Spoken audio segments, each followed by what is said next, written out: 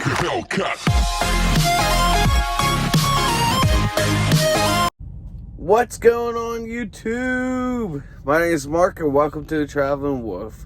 If you're new here, make sure you hit the subscribe button, turn on your notification bell, and smash that like button.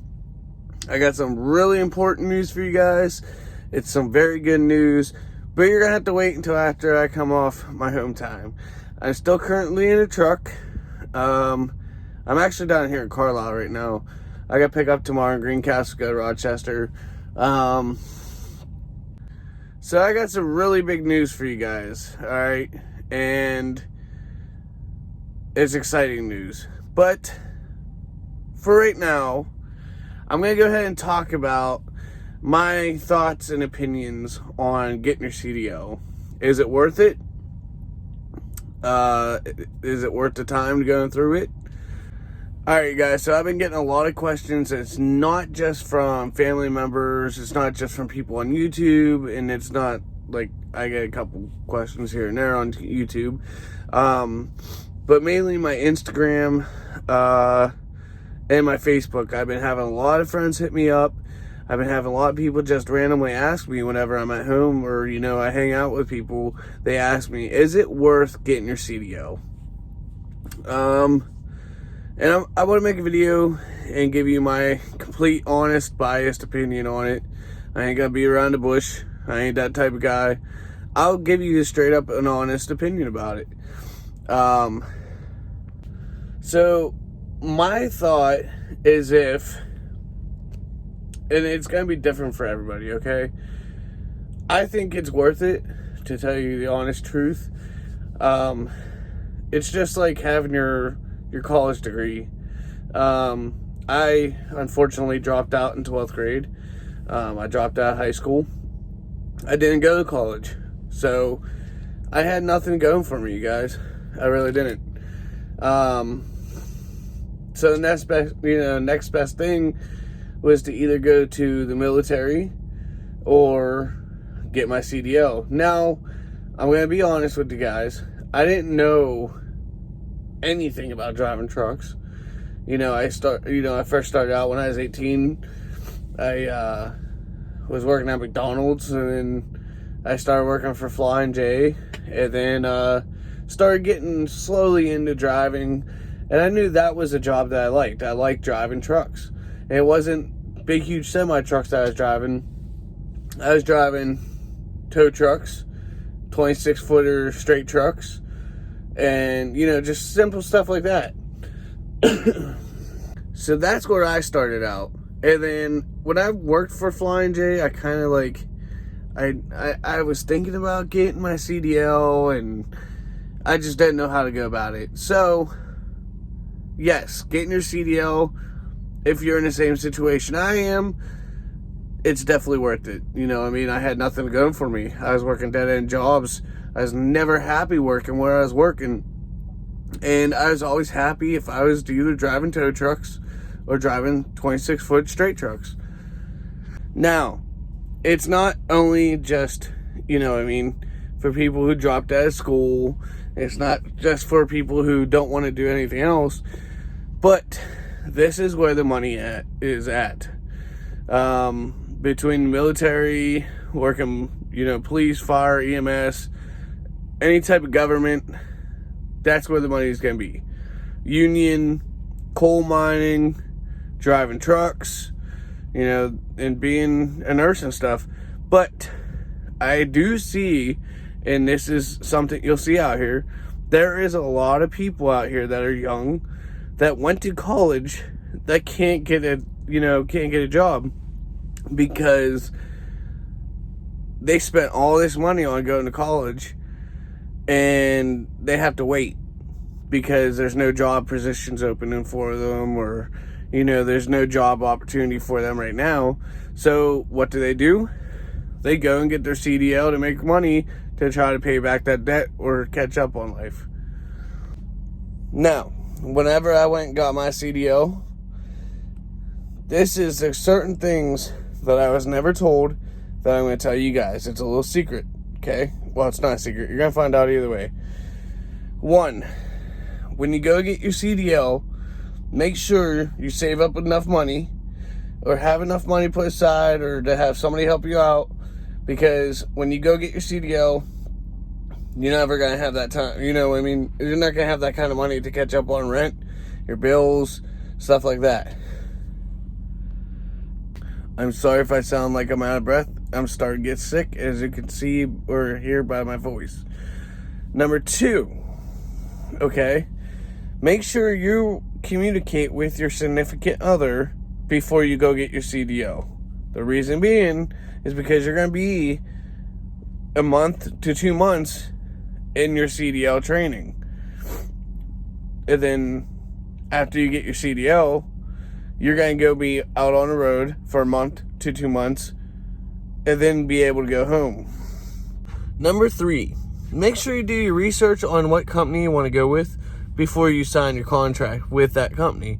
Because remember, once you sign that contract, that's your lock-in, okay? And what that means is once you sign that contract for that company and say, a week later you don't want to be with that company anymore, when you quit, you're going to be stuck with that bill. And it can range from anywhere from $6,000 to $12,000. I forget what number we're on. But anyways, here's another tip for you. When you go and get your CDL, make sure you request a standard truck. I did not make that decision. I regret not making that decision, because when you request a standard truck and you take your test in a standard truck, you are what's called non-auto restricted. If you take your test in an automatic truck, you are considered auto restricted. And when you're auto restricted, your chances of getting a better job and your doors are going to be less open from what you are. If you go and take your test in a standard, you have so many more doors open than what I do now. Next one, make sure you save up enough money to take with you whenever you go and get your CDL prep, your CDL, or going through the courses of doing your CDL, and make sure you have enough for a little bit afterwards to take with you on your truck, okay? I went through a week of CDL prep over in New Jersey, then I went for a month to Cedar Rapids, Iowa, then I was on the truck for 2 months before I was ever able to go home. Now, if you're a heavy smoker, guilty. If you're a heavy smoker, be prepared, because there's states that are going to be different from what your state is. And whenever I was in Pennsylvania, I was used to a pack of cigarette being $7, $8 a pack, to going to Iowa where it's $9, $10, $8, $12, God only knows. But cigarette prices vary, so make sure you are prepared, and make sure you have enough money to be able to last you for a little tiny bit. Next tip. Excuse me, as you can tell, I told you I was getting sick. Next tip. Communication is key with you and your partner. I still do it today, okay? Whenever I get a paycheck and my paycheck's like, say, $800, I tell my fiance, be like, hey, I'm going to keep $200 and send you $600 for bills, rent. Well, we don't pay rent. We own our own house. But for bills and miscellaneous stuff that she needs. Excuse me, hold on a second. And also, I sent her that much, and everybody's like, oh, wow, why would you do that? Why would you do that? The reason why I do that is because, one, we don't get assistance, we don't get help. It's just me and her. So, I need to be able to send her money to pay the bills, to buy food for the house, to be able to put gas in the truck, to the car, just everything she needs to do. I only need $200 because I can make that last until next pay. Well, I can make it last for a little bit longer. I have a compulsive spending disorder where I end up spending a lot of money. So I make sure I try to keep a little bit more money up for myself as well. Next one. There are every single trucking company that you're going to be with, they allow you to take out an advance. My suggestion is, do not touch your money, do not touch that advance unless if it's a complete emergency. Like before Christmas, I had to touch mine, and then the week before also, I had to pull out a little bit of money just to be able to make a buy. But do not touch that advance. Do not ask for advance unless it is a complete emergency situation. The reason being is because once you touch that advance, you're not going to be able to catch up. I'm giving you a heads up right now. You're always going to be behind. So it's just better off to wait until you get paid to get what you need. Or, like I said, make sure you communicate and you make sure you set out enough money to last you till next pay. There's another one for you. Once you do get your CDL, make sure, this is where I say save a little bit of money to take with you before, because your first paycheck, your second paycheck, and possibly your third paycheck are going to be dookie. And I mean dookie. My first paycheck when I was with my last company, where I got my I almost gave the company away. Where I got my CDL, my first paycheck was only like $150 to $200. So I was struggling. Second paycheck got a little bit better. It was about $250, somewhere around there. And then my third paycheck was the last paycheck that was dookie. It was I say like $275, $300, somewhere around there. And then my fourth paycheck was regular normal paychecks. So just be aware, it doesn't matter what company you go for, your first paycheck, your second paycheck, and possibly your paycheck are going to be cacas. Next tip, be prepared for the weather. Just give you a heads up. There's a lot of people that I met that either went to Florida or are from Florida, or they're from a warmer state, and they were not prepared for the weather for other states. Give you a little advice. When you go trucking, especially OTR, or up near the northeast, northwest, or anywhere where it's going to be snowing, from that middle line, from the south of the border, or from the north of the border, from where you're usually from, make sure you pack a heavy jacket, pants, shoes, boots, gloves, hats. Make sure you bring warm clothing, because I see a lot of people out here that are from southern states, never been in the winter, never been in the cold, and they start freezing because they're not used to that weather. So we had one incident where a kid from our CDL school, he's from Florida, never once seen snow because he was from Cuba. He moved from Cuba to Florida and then came up to Cedar Rapids, Iowa during the middle of the winter to get his CDL. He was not prepared whatsoever. So make sure you do the research of where you're going, because I know a couple of the trucking companies that I applied for, they were going to send me out to Arizona. I had no idea what the weather was like out there. And then the last company, they sent me to Cedar Rapids, Iowa. And I'm from Pennsylvania, so I'm used to the cold weather. But I was not prepared for what Wyoming threw at me. So be prepared, you guys. Here's another tip for you guys, all right? I'm going to throw the name of the company that I used to work for out there. CRST, that's who I got my CDL from. That's who I drove for almost a year until I currently went to where I'm at now. CRST is a team-based company. You will drive teams there. If you do not want to drive teams, I suggest you go somewhere else. And if you guys like this enough, if I get enough likes, I'd say maybe, 50 to 100 likes. I will do a list of companies I think that would be the best to start out at. Because I do research. And before I even came to this company now, I was also doing my research as well, because I was going back to driving trucks because I needed a job after I left CRST. I needed a job. We were okay. We were set for a little bit. And then I needed a good job just to get us by a little bit longer. But make sure if you go for a team company such as CRST, you do not pack 5 suitcases full of stuff. You're not going to need that much stuff, you guys. Yes, OTR, you're going to be out for months at end. I completely understand that. But packing 5 suitcases, you guys, you do not need that much clothes. You do not need that much product.